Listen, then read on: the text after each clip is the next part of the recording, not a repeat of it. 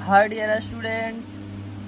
तो देखिए आज हम लोग क्लास 10th का एक छोटा सा चैप्टर वृत्त सर्कल के बारे में जानेंगे और इससे रिलेटेड जो भी बातें हैं और इसका इंट्रोडक्शन, इसके अंतर्गत जो भी प्रमेय है वो इस वीडियो में हम बताने जा रहे हैं ताकि ये चैप्टर आसानी पूर्वक से हम लोग कंप्लीट कर ले। देखिए ये एक छोटा सा चैप्टर है, इसमें लगभग 5 मार्क्स बोर्ड में पूछे जाते हैं। तो आप लोग इसका इंट्रोडक्शन को ध्यान पूर्वक समझिएगा और लास्ट तक वीडियो को देखिएगा। तो सबसे पहले समझेंगे कि वृत्त क्या होता है, सर्कल कहते किसे हैं। तो देखिए वृत्त एक तल के उन बिंदुओं का समूह होता है जो एक नियत बिंदु से अचर दूरी पर होता है। वृत्त एक तल के उन बिंदुओं का समूह होता है। वृत्त एक तल के वह बिंदुओं का समूह होता है जो एक नियत बिंदु से अचर दूरी पर, कांस्टेंट दूरी पर होता है, कांस्टेंट डिस्टेंस पर स्थित होता है, उसे वृत्त कहते हैं। और देखिए नियत बिंदु वृत्त का केंद्र कहलाता है और इस नियत बिंदु को वृत्त का केंद्र कहते हैं। वृत्त का केंद्र, अब देखिए इसको कहते हैं केंद्र। और वृत्त त्रिज्या किसे कहते हैं। तो देखिए वृत्त के केंद्र और वृत्त पर के किसी एक बिंदु को मिलाने से बनी रेखाखंड को त्रिज्या कहते हैं। तो देखिए यहाँ से पढ़ेंगे वृत्त से संबंधित परिभाषाएं हम लोग समझेंगे, जैसे कि त्रिज्या, जीवा, व्यास किसे कहते हैं, ये सब जानकारी हम लोग इसमें प्राप्त करेंगे। तो सबसे पहले समझेंगे, जैसे कि बताएं त्रिज्या। त्रिज्या किसे कहते हैं। तो वृत्त के केंद्र से वृत्त पर के बिंदुओं की बीच के दूरी को त्रिज्या कहते हैं। देखिए वृत्त के केंद्र ये है और केंद्र से वृत्त पर के बिंदु और वृत्त पर के बिंदुओं के बीच की दूरी को वृत्त की त्रिज्या कहते हैं। तो आशा है कि आप लोग का समझ में आ गया होगा कि त्रिज्या किसे कहते हैं। अब समझेंगे जीवा, इंग्लिश में बोलते हैं चौड़। तो देखिए वृत्त पर के दो बिंदुओं को मिलाने वाली रेखा खंड को जीवा कहते हैं। देखिए जीवा किसे कहते हैं। तो किसी वृत्त पर के, ये देखिए एक वृत्त है और इस वृत्त पर के किसी भी दो बिंदुओं को मिला देंगे और यही दो बिंदुओं को मिलाने वाली रेखा खंड को वृत्त का जीवा कहते हैं। ये देखिए यहाँ ले लेते हैं ओ, इसका केंद्र है। कोई भी दो बिंदु लेंगे और उसका मिला देंगे तो वह उस वृत्त का जीवा हो जाएगा। और वृत्त की सबसे बड़ी जीवा वृत्त के केंद्र से होकर जाती है।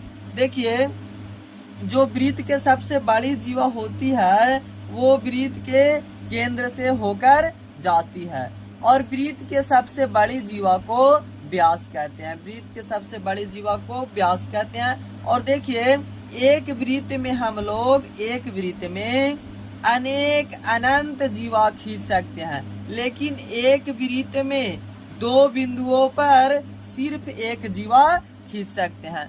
तो आशा है कि आप लोग का समझ में आ गया होगा कि जीवा किसे कहते हैं।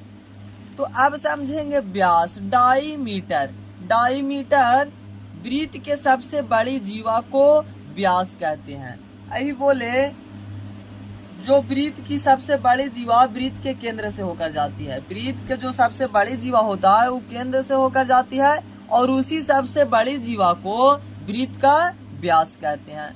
तो देखिए और व्यास बराबर फॉर्मूला होता है, व्यास बराबर 2 गुने त्रिज्या।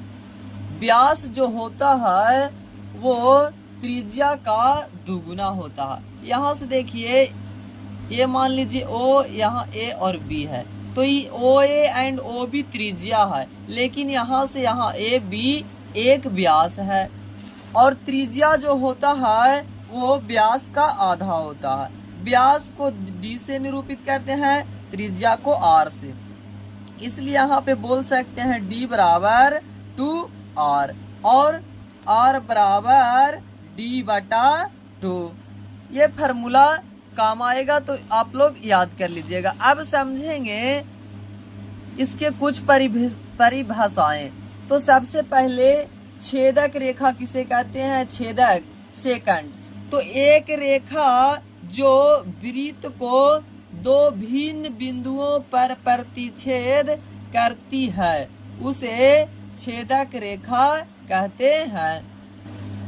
जैसा कि ए एक वृत्त है और इसका मान लेते हैं केंद्र O है, तो छेदक रेखा कहते किसे है? तो एक रेखा जो वृत्त को दो भिन्न बिंदुओं, यानी जो एक रेखा है वो वृत्त के दो भिन्न बिंदुओं पर प्रतिच्छेद करता है उसे छेदक रेखा कहते हैं। लेकिन जो जीवा जो होता है वो वृत्त पर के दो बिंदुओं को मिलाने वाली रेखा खंड होता है, लेकिन जो छेदक रेखा होता है वो दो बिंदुओं को प्रतिच्छेद करता है, उसे छेदक रेखा कहते हैं।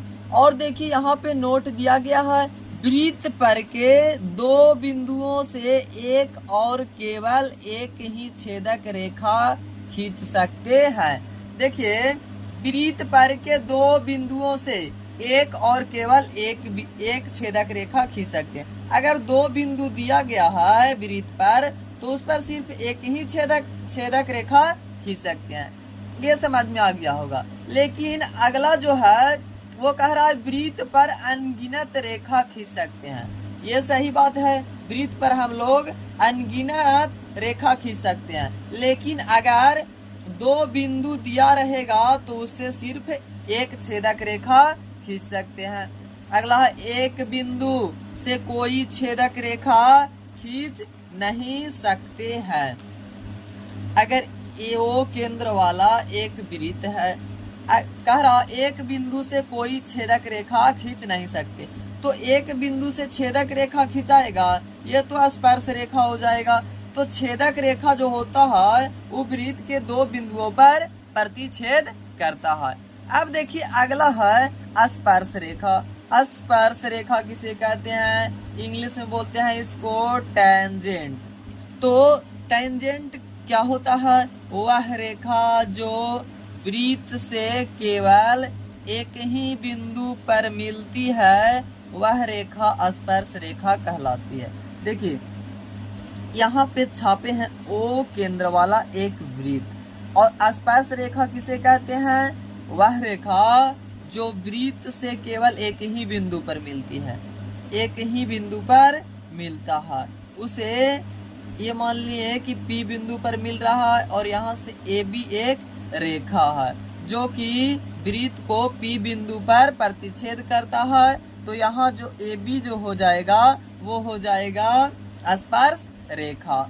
आप लोग का समझ में आ गया होगा कि स्पर्श रेखा किसे कहते हैं। स्पर्श रेखा सिर्फ और सिर्फ वृत्त के केवल एक ही बिंदु पर स्पर्श करती है तथा छेदक रेखा वृत्त पर के दो बिंदुओं को प्रतिच्छेद करता है। और देखिए ए में है, यहाँ नोट में लिखा हुआ है वृत्त पर स्थित एक बिंदु से एक स्पर्श रेखा खींची जा सकती है। वृत्त पर के किसी भी एक बिंदु से सिर्फ और सिर्फ केवल एक ही स्पर्श रेखा खींची जा सकती है। यहाँ देखिए अगर एक बिंदु दिया रहेगा तो सिर्फ और सिर्फ एक ही स्पर्श रेखा खींच सकते हैं, लेकिन एक वृत्त पर अनगिनत स्पर्श रेखा खींची जा सकती है। जैसा कि हम खींचे हैं, इसमें इधर भी खींचे हैं, यहाँ भी खींचा जाएगा। तो अगर एक बिंदु दिया रहेगा तो उससे सिर्फ एक स्पर्श रेखा खींच सकते हैं, लेकिन कहेगा एक वृत्त पर कितनी स्पर्श रेखा खींची जा सकती है, तो अनंत स्पर्श रेखाएं खींची जा सकती है। अगला है स्पर्श बिंदु, पॉइंट ऑफ कांटेक्ट। स्पर्श बिंदु क्या होता है तो इसको भी समझेंगे।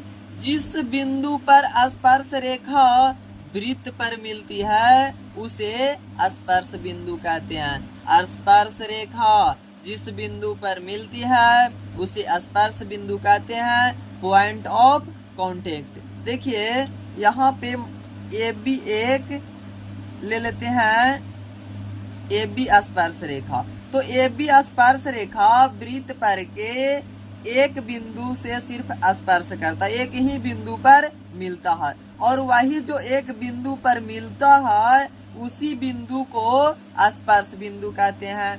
जिस बिंदु पर स्पर्श रेखा मिलती है उसी बिंदु को स्पर्श बिंदु कहते हैं। तो यहाँ देखिए ए बी जो है वो है स्पर्श रेखा जो कि वृत्त पर के P बिंदु से मिल रहा है। तो यहाँ P जो हो जाएगा वो हो जाएगा स्पर्श बिंदु।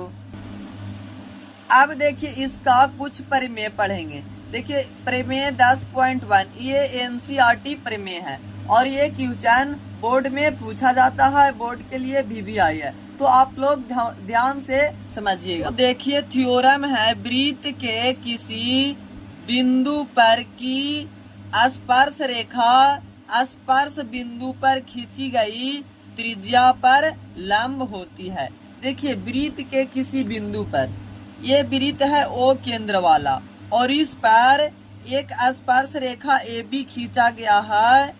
तो खींची गई स्पर्श रेखा स्पर्श बिंदु पर खींची गई जो त्रिज्या है वो लंब होता है, ये सिद्ध करना। यानी स्पर्श रेखा AB पर OB जो त्रिज्या खींचा गया है ये लंब होता है, यही हम लोग का सिद्ध करना है, थ्योरम में कह रहा है। तो देखिए इस चित्र में दिया गया क्या है, दिया है O केंद्र वाला एक वृत्त है, O केंद्र वाला एक वृत्त है जिसका स्पर्श रेखा AB है। इसमें AB एक स्पर्श रेखा खींचे हैं जो वृत्त के P बिंदु से खींची गई है और स्पर्श रेखा AB का स्पर्श बिंदु P है। OP स्पर्श बिंदु P से खींची गई त्रिज्या है और OP जो है वो स्पर्श बिंदु P से खींची गई त्रिज्या है। तब सिद्ध करना है OP जो लंब है OP त्रिज्या वो स्पर्श रेखा AB पर लंब है।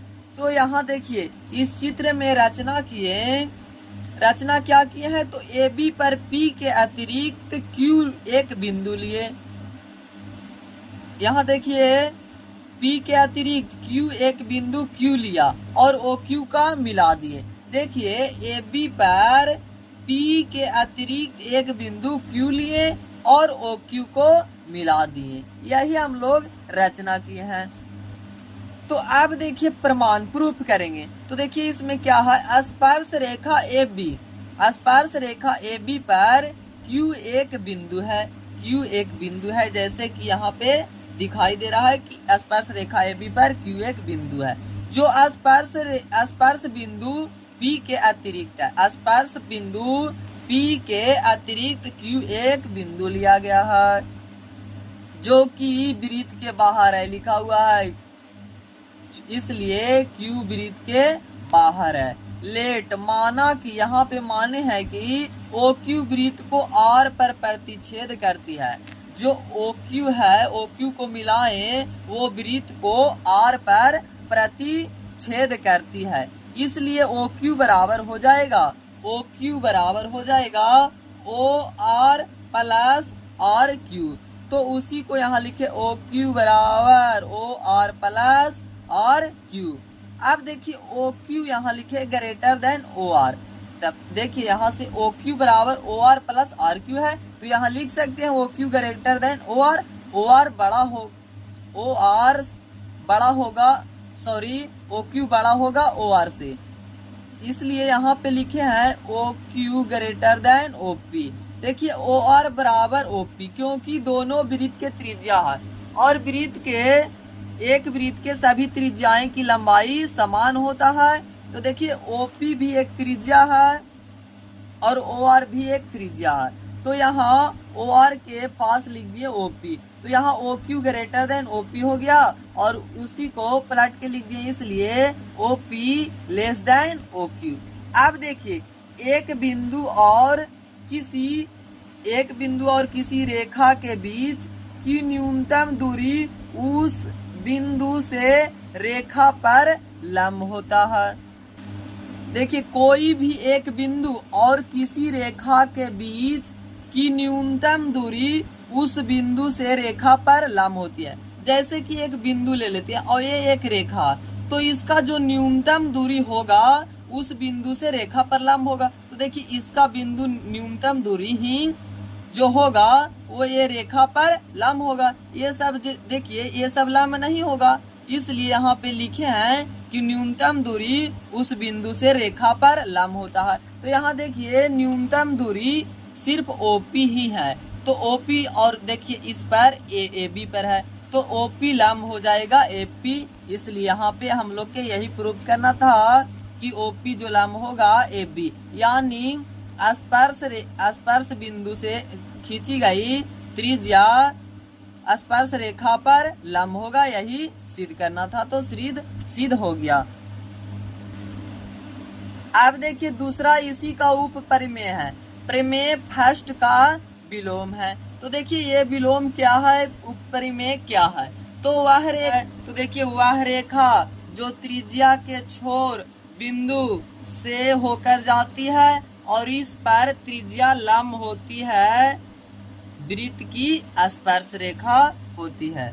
तो देखिए इसको सिद्ध करेंगे ये थ्योरम को। तो यहाँ पे माने ओ केंद्र वाला एक वृत्त है, ये देखिए ये इस चित्र में ओ केंद्र वाला एक वृत्त है जिसकी त्रिज्या ओपी है, जिसका त्रिज्या ओपी है और ए बी पी से जाने वाली रेखा है इस प्रकार की ए बी लंब ओपी, जो ओपी है वो लंब है ए बी पर। तो यहाँ देखिए सिद्ध करना है कि ए बी पी बिंदु पर वृत्त की स्पर्श रेखा, ए बी पी बिंदु पर वृत्त की स्पर्श रेखा है, ये सिद्ध करना। यहाँ कह रहा है वृत्त की स्पर्श रेखा होती है यदि त्रिज्या लंब हो। तो यहाँ से देखिए रचना किए हैं, ए बी रेखा पर पी बिंदु के अतिरिक्त कोई बिंदु क्यू लिया और ओ क्यू को मिलाया। ए बी रेखा पर पी के अतिरिक्त क्यू एक बिंदु लिया, ओ क्यू को मिलाया, जो वृत्त के आर बिंदु पर प्रतिच्छेद करता है, काटता है। तो देखिए अब इसको प्रूफ करेंगे, प्रमाणित करेंगे। हम लोग जानते हैं कि एक बिंदु की किसी रेखा से लंब दूरी बिंदु और रेखा के बीच की न्यूनतम दूरी होती है, यानी किसी बिंदु और रेखा की न्यूनतम दूरी लंब होता है। तो यहाँ से OB जो लंब हो जाएगा वो AB पर लंब होगा OP। अब देखिए OPO और AB के बीच की न्यूनतम दूरी है, OP जो है O और AB के बीच का न्यूनतम दूरी है, AB O और AB के बीच के न्यूनतम दूरी OP है। तो यहाँ से देखिए न्यूनतम दूरी है तो OP जो हो जाएगा लेस देन OQ। देखिए यहाँ पे OQ जो होगा वो बड़ा होगा, OQ का लंबाई ज्यादा होगा OP से, क्योंकि OP त्रिज्या है और OQ वृत्त के Q जो है वो वृत्त के बाहर Q एक बिंदु है। अब देखिए यहाँ से लिखा हुआ है Q वृत्त के बाहर है, इस प्रकार P को छोड़कर AB के प्रत्येक बिंदु वृत्त के बाहर है, P को छोड़कर AB के जो प्रत्येक बिंदु है वो वृत्त के बाहर है। इसलिए AB वृत्त के सिर्फ एक बिंदु से मिलती है, इसलिए AB वृत्त के जो AB है वो सिर्फ वृत्त के एक बिंदु पर मिलता है और एक बिंदु पर मिलता है, अतः इसलिए AB वृत्त की P बिंदु पर स्पर्श रेखा है। जब स्पर्श रेखा किसे कहते हैं, जो वृत्त के एक बिंदु से होकर गुजर जाता है, यानी वृत्त के एक बिंदु पर मिलता है, उसे स्पर्श रेखा कहते हैं। तो यहाँ से देखिए ए बी वृत्त के यहाँ से, इसलिए ए बी ई वृत्त के सिर्फ एक बिंदु से मिलता है, इसलिए ए बी जो हो जाएगा वृत्त के पी बिंदु पर स्पर्श रेखा हो जाएगा। यही हमारा थ्योरम था, ये सिद्ध हो चुका है। तो आप लोग का लास्ट तक टोटल समझ में आ गया होगा। तो हम लोग एक्सरसाइज 10.1 का अगला वीडियो में सॉल्यूशन लेकर आएंगे। तो जब तक के लिए बाय। और अगर आप लोग का वीडियो अच्छा लगा हो तो वीडियो को लाइक कर दीजिए, शेयर कर दीजिए। और अगर आप लोग इस चैनल पे नए हो तो चैनल को सब्सक्राइब कर दीजिएगा।